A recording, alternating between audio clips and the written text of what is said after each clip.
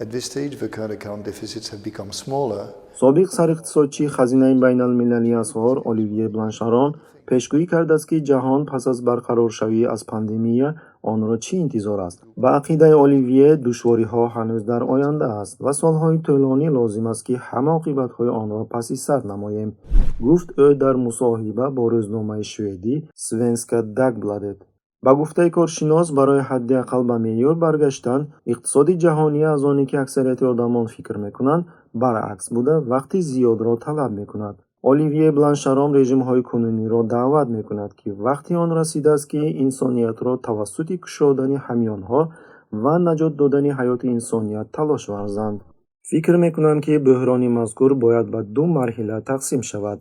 یکم، کوشش کردن ضرور است که شماره آدمان سرایت شده کاهش داده به نیاز سیستم تندرستی کمک کردن لازم است. این گران می باشد ولی ضرور است.